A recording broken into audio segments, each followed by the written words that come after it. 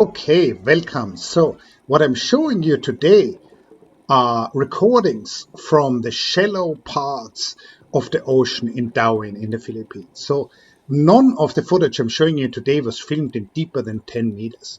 This, of course, is a green turtle. It seems to be scratching its carcass on these hard corals. And what's on the back of the turtle is a remora. So this is a fish which sticks to the turtle. It's a hydrodynamic parasite. So basically it gets a free ride of these turtles. It saves quite a lot of energy from that. This is a different turtle in the seagrass. So that's really only about 3 meters deep.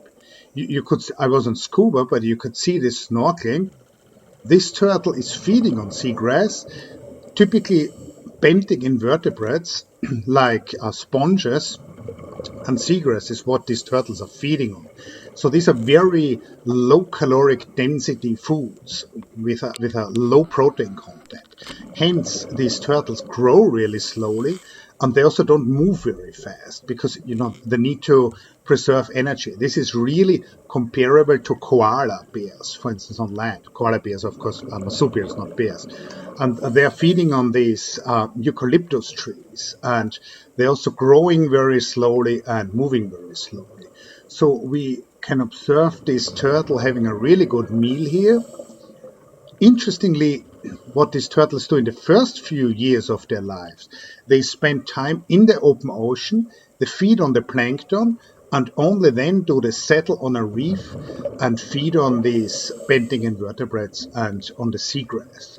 So these turtles live for decades. Fortunately, the area around Dauin has a lot of these, both green turtles as well as hawksbill turtles. And of course, Apo Island, which is about a 40-minute boat ride away from Dauin, where we filmed this, Apo Island is famous for its turtles. So here, my buddy Matt shows how large this turtle was. So this was probably more than a meter in length. So really fascinating to observe these marine reptiles.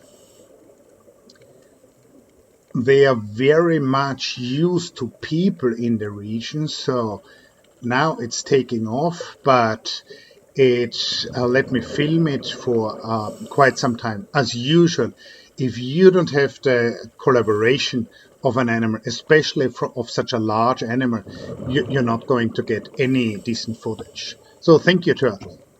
Now, this is an abiotic phenomenon. Look at the ocean floor here. There are all these lines which are resulting from the light breaking at the waves at the water surface. So this is a phenomenon called dappling. Must be very confusing for the visual systems of a lot of the fish. This is really in less than 2 meters of depth.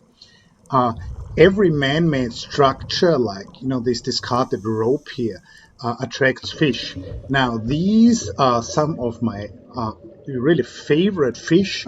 This is the striped catfish, Plotosus lineatus. Very interesting fish. It's one of the few marine catfish species. So I believe the Amazon River has more than 600 species of catfish on its own. As far as I know, the reefs around Dauin only have this single species. So what these catfish do, they move in these very, very old schools. So if you've seen the movie Solaris, after a novel by Stanislav Lem, you have this living planet where there's group intelligence from the liquids in this planet. So it really seems that this swarm is constantly trying to figure something out, like it's reforming. Sometimes they're darting away, then they're moving along a front on the sand.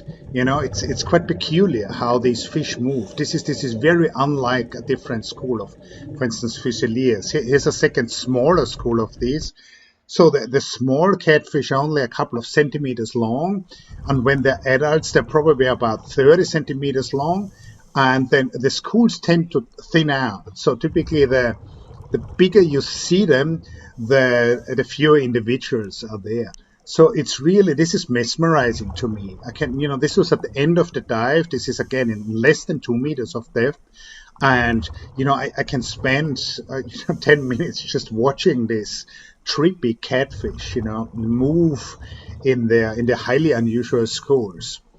They are venomous too. So here, this is another interesting phenomenon. Often different species of fish, here goldfish and wrasses, join forces to forage together. Now, of course, the shallower it gets in the ocean, the more light there is, and the more red light there is. And corals, of course, are animals, but they have this symbiotic algae, the symbiotinium algae in their bodies. So the more light there is, the more hard corals thrive. So this is a very nice block of a staghorn coral with 3 species of damselfish. And the corals are thriving in the shallow water. Now, I really enjoy this scene. So again, this is my buddy Matt, and you see how shallow it is here. So he could really stand up if he wanted to, but he's still diving in probably 70 centimeters of water. There's this school of spade or batfish, which decided to just look around what's going on in the shallow water. Maybe they found a food source which they wanted to explore more. As with the turtle, this was clearly a case that these fish were interested in us, just as we were interested in the fish. So, probably these fish are, medium-sized, 30 centimeters long. It would be easy for them to just, flick their fins a couple of times and take off so that we don't see them anymore. But yeah, they were keeping the distance from me. But at the same time, they were kind of circling Matt and me. So these larger reef fish, I clearly have the impression that these are intelligent animals which show a certain amount of curiosity. So that clearly happened here. Again, you see the dappling. You see these lines on the ocean floor. And again, I'm always thinking, how does the fish visual system deal with this distraction? So we're back at the surface. Wow, very nice. A few more corals. Again, this is in less than 3 meters of depth. And, all these hard corals grow so well in shallow waters because that's where the reefs are flooded with light. There is a renewed interest in marine biology in the last decades in deeper reefs, the so-called mesophotic reefs, deeper than 30 meters. And there, we will look at that in future episodes. The reefs look so different. And the main difference is that there's less light. I hope you enjoyed that. See you next week.